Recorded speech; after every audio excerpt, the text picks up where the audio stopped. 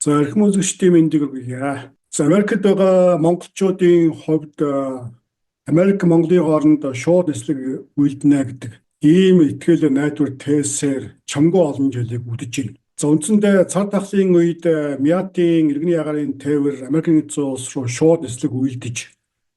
За Монголын иргэний ягаарын тээврийн мэргэжилтнүүд техник хэрэгсэл онгоцны хувьд шууд нислэг үйлдэхэд бэлэн гэдгээ бол илтгэн харуулсан байдаг. За өөдөө мэдэж байгаа 2020 онд цар тахлын үед Мят шууд нислэг үйлдэж, за тухайн үед Америкийн нэгдсэн улсад карантинд ороод байсан Монгол иргэдэд татаж байсан ийм түүх байна.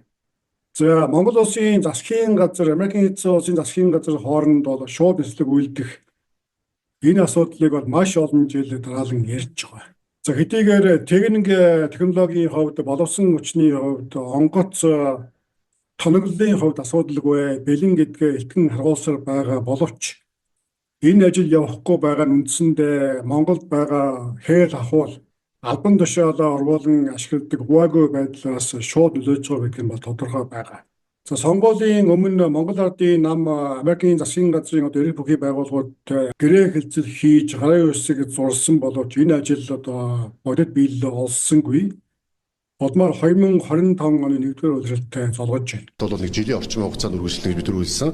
Ингээд үндсэндээ бол 24 оны ихээр Америкийн нэгдсэн улс руу шууд нислэг. Америкийн нэгдсэн улсын хамгийн гол нь дурын хотууд руу. За Америкийн нэгдсэн улсын дурын авиа компани Монгол улсын дурын газар руугаа онгоцны багтаамж чиглэлтэй давтамж харгалзахгүй чөлөөтэй нисэх бололцоотой болно. За ийм бололцоо бий болгосноор үндсэндээ бол агарын тээврийн салбарт нэг либералчил өрсөлдөөн бий болно. Аль болох хямд үнэтэй хурдан чанартай нисэж байгаа нислэг бол илүү юу гэдгийг зорчигчтой байна гэсэн үг шүү дээ. Ийм байдлаар асуудал шийдэгдэнэ. За миний хувьд бол удаа дараа хэлж байгаа байр суурь бол энэ нь бол технологийн асуудал биш ээ. Энэ бол зөвхөн Монголын засгийн газраас хамаарч байгаа. За Монголын томоохон дарга нар улмаар албан тушаалд амтсан альва томоохон төслүүдээс бялуу хүртэл сурсан дарга нарын заримд нь ашиггүй байгаа учраас энэ ажилд маш хойрог хандаж байна. За харин нөгөөтэйгөр иргэний агаарын ерөнхий газар болон Мятийн ашиг сонирхолтой дарга нарын хувьд за энэхүү ажилд өөрсдийн хүний зүтгүүлж байгаагаас энэхүү ажил бас гацж байгаа шалтгаан байна. За та бүхэн сошиал дээр Бат инженер гэж танигдсан хүний постыг харж байна. За Бат инженер бол өөрөө нисхийн талын хүн, энэ талаар чамгүй мэдлэгтэй, Мятад бас аль ташиж байсан тухайн байгууллагад дотор болж байгаа үйл явдлыг бас тодорхой мэдээлэлтэй байдаг ийм хүн гэж миний хувьд боддог. За тэгэхээр Бат инженерийн хэлсэн энэхүү үг бол миний дээр ярьсантай бол яв цав нийлж байна. За энийг ширгүүлж хэлбэл Америкийн нэгдсэн улсад шууд нислэг үйлдэхэд Federal Aviation Administration болон TCA хоёрын шалгуурыг давах хэрэгтэй болно. За тус байгууллагуудын шалгуурыг давахад үндсэндээ мэргэжлийн хүмүүсийн чадварыг төлхөө харгалзан үздэг. Гэтэл эдгээр байгууллагуудын босрыг давахад саад болж байгаа зүйл нь Монголын дарга нарын зүгээс зүтгүүлж байгаа боловсон хүчний бодлоготой холбоотой. За боловсон хүчний шахаатай холбоотой байна гэдэг ийм мэдээллийг өгч байна. За тухайлбал эрх баригчдын зүгээс бол иргэний нисхийн ерөнхий газар болон Мятийн томоохон албан тушаалд өөрсдийн хүмүүсийг чадвар мэдлэг багтай хэлгүй хүмүүсийг зүтгүүлж байгаа учраас энэ хоёр байгууллагын босрыг давах чадамжгүй байна гэдэг ийм мэдээллийг өглөө. За Бат инженер бол бүр нэр устай дурдж байна. Тухайлбал улсын их хурлын гишүүн Уянга Монгол Ардын намын жагсаалтаас гарч ирсэн замын Таштембрэл гэдэг албан тушаалд хамаатан саднаа албан тушаалд хүргэх гээд 106хан орон тоотой иргэний нисхийн ерөнхий газрыг бүртэн сар ноолж байна. За нэг бол хүссэнд нь албан тушаал хуваарлаад найрлаад Америк нисхээ болцохоё. Үгүй бол цэвэр мэрэгжил чадварын шалгуураар томилгоо хийгээд ажлаа өргөжлүүлье. Төрийн алба бол гишүүд дарга нарын дүү нарын өдөр өнжүүлэх цэцэрлэг биш шүү. За улмаар нисхийг улс төрчид олон жил нооллоо. За сүүлдээ дарга нарын тавиулууд нь хэлтсийн даргын албан тушаалыг голоод заавал газрын дарга болно гэж зүтгэж байна. За гэсэн иймэрхүү мэдээллийг бол хийлээ.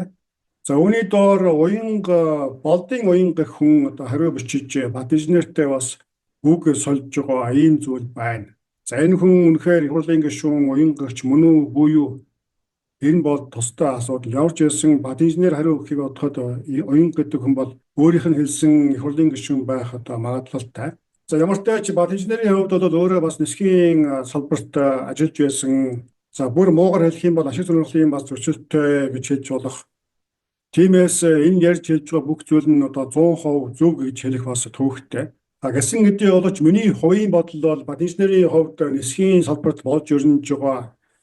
За тэр тусмаа Америкийн шууд нислэгтэй холбоотой зүйлсийг бол тун ортой үндэслэлтэй хэлжээ гэж бодож байна. За тиймээс үндсэндээ дүгнж хэлэхэд Америкийн нэгдсэн улсад амьдарч байгаа Монгол улсын иргэд тэдгээрийн ар гэрийн хүмүүсийн хувьд Америк Монголын хооронд аялахад ихээхэн чөдөр тушаа болж байгаа. Энэхүү чухал ажлыг хойш нь чангааж өөрсдийн одоо хувийн төлөвчтэй холбоыг хичээж байгаа. Монгол Ардын намын дарга нарын үйлдэл үүнтэй шууд холбоотой байгаа нь бас тодорхой байна.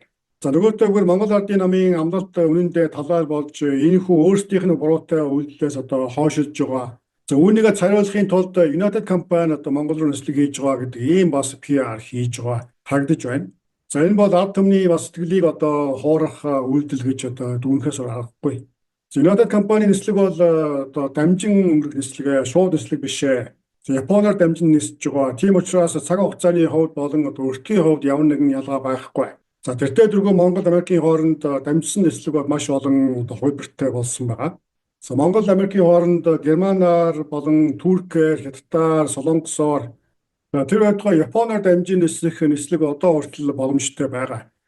Тиймээс энэ United компани нислэгийн одоо шийдвэрийг Монгол Улсын засгийн газар элчин сайдын зүгээс шүүрэн авч ийхүү мэдээлж байгаа нь бол арга ядсан. За өөрсдийн хариуцлагагүй үйлдэлүүдэд хаацаалах арга ядсан алхам гэж хэлэхээс аргагүй байна. За тиймээс дүгнж хэлэхэд Монгол улс Америкийн хооронд Miat компани шууд нислэг бол ийхүү Монгол Ардын намын дарга нарын хувийн одоо явцсан үйл ашиг улмаас гацсан байдалд орсон байна.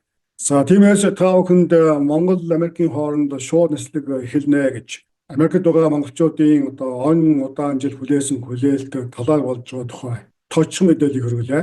Онкол хандуулсан та бүхэнд баярлалаа. Дараагийн мэдээгээр удахгүй олзъя.